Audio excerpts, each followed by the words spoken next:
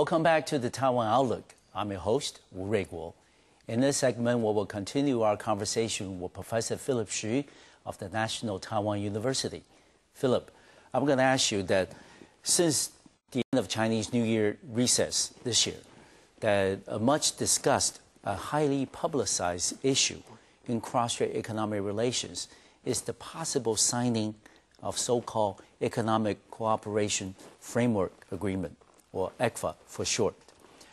What do you think is the necessity behind signing ECFA at this point? And also, what's the urgency? Can you share with us your views on that? Yes. First of all, in terms of the necessity, I essentially hold a positive stance toward that issue. Okay. And the main reason is because I guess most citizens in society agree that we do need further economic exchanges and integration with China, of course, while minimizing all the risks as we have mentioned just now.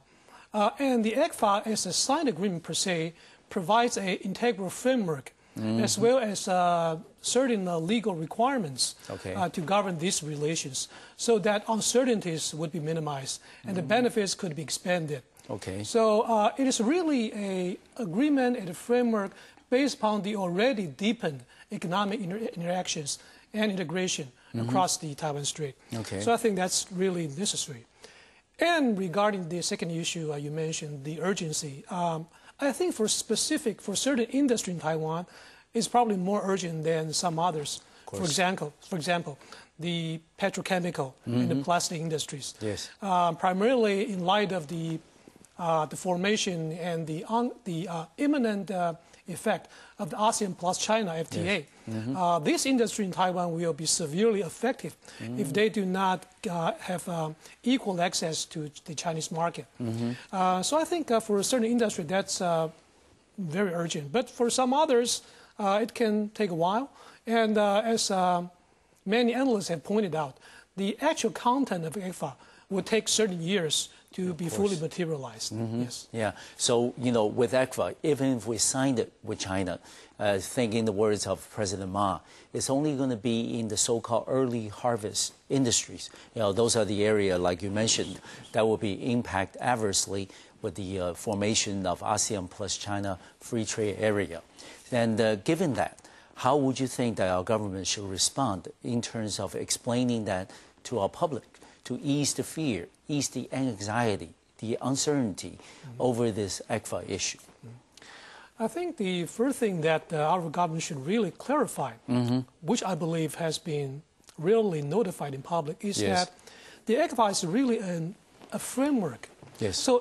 So you know, to use an analogy, it is like the table of contents of a book. Yes. You don't really know what the concrete content is in that book. Exactly. For example, you don't really know what industries, under what terms, would be given favorable or equal terms of trade with China. These details have to be negotiated and hammered out in the next few years. So the real issue of ECFA is whether or not you want to establish a framework, as I said, for this already deepened economic interactions with China. Precisely. So that's really a key point that the government should clarify to our citizens, so that we will not be immersed in the useless and the lingering debate of, for example, whether or not we need a referendum or not. Okay.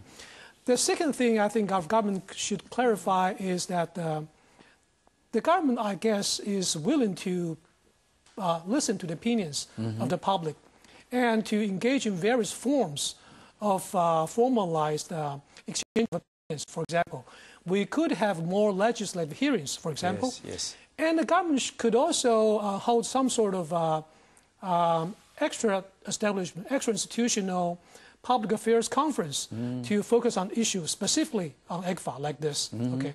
For example, in the past, we have this so-called National Affairs Conference, 国事会议. Okay. Things like this could be held again. Whether or not a referendum or a legislative passing is really necessary can be discussed later. But I think the government should clarify the point that it is willing to listen to the opinions, different opinions of the people, and to encourage debates among the civil society within itself. Uh-huh. Yes, I think that's the two things I would emphasize. Okay. Yes. And we know that one thing the opposition has been accusing of the government, especially in the economic policy area, is that we're putting all the eggs, quote unquote, all the eggs in one basket. They don't like the over-dependence on the Chinese market. I certainly think the possible signing of ECFA will deepen and make that, not just a probability, but a reality. That Taiwan is completely dependent on the Chinese economy. But, given that, that's why, the opposition has been saying about, holding a referendum possibly on the signing of ECFA.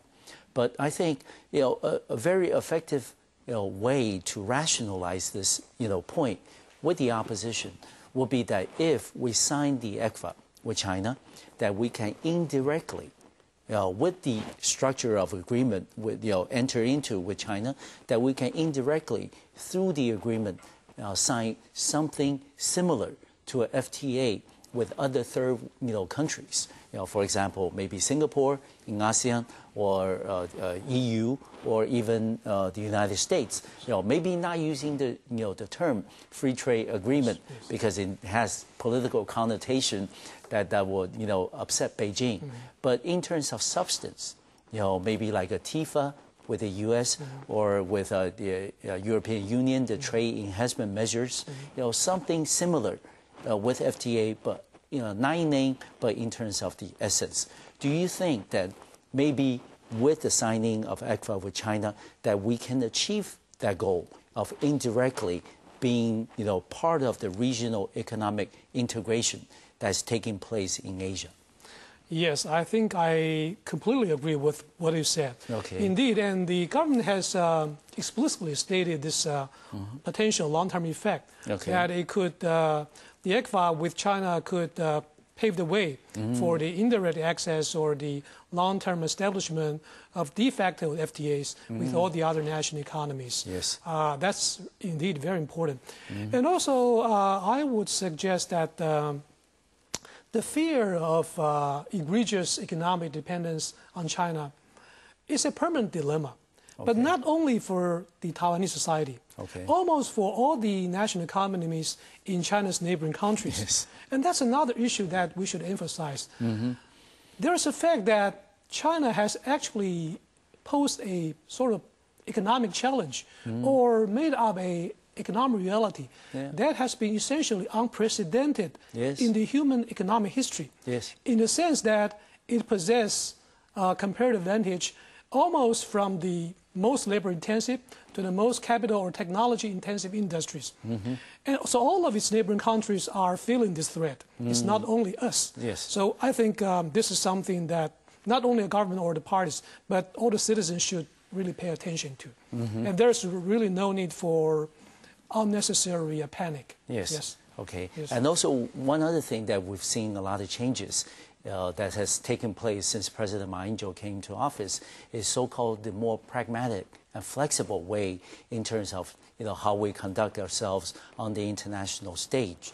Of course, in the foreign policy area, we have the so-called flexible diplomacy. We maintain the diplomatic truce with Beijing. But also in the economic domain, we also see some flexibility that, we have, never seen before. Maybe just a year earlier, that would have been unthinkable. For example, the 9 agreements that were entered into between ARADs in China and also CEF in Taiwan, and also the one joint declaration.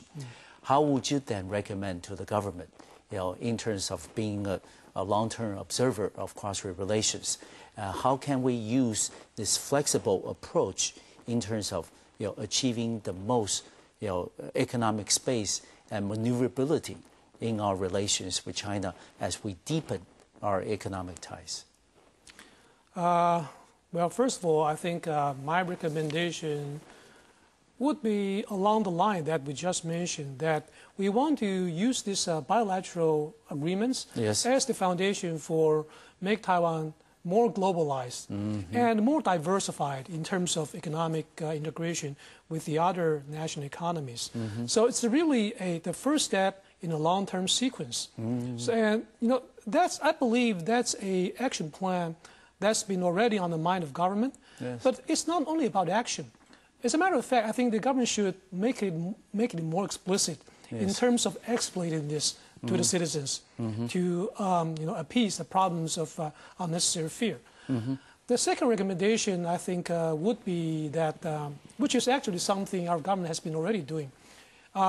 While we are framing all these 9 agreements and the further arrangement like ECFA with China, our government is also engaging in drawing back Taiwanese investment in China. Okay. There's a so-called the Bridge Establishment Plan, 搭桥计划, covering a number of emerging industries to draw back Taiwanese investors in China. Yes. So that's another issue or another focus that the government should make more effort about. And also, I think the government can make it more explicit to the citizens. I don't believe that there are enough citizens in our society being highly aware of this initiative. Okay, yes. And also the fact that, as you mentioned, there are many Taiwanese businesses operating on the mainland that are being very successful. I think our government also being encouraging them to come back to Taiwan and go public. Yes.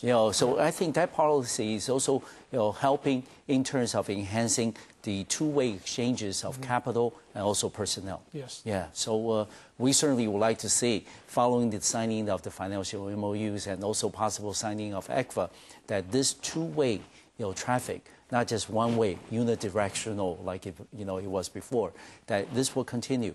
I think it will help Taiwan in terms of regional economic integration and also diversification of our market. Indeed, yes. Yeah, we're going to take a short break. I will be right back to the Taiwan Outlook. We will continue this conversation with Professor Philip Xu, Associate Professor of Political Science at the National Taiwan University.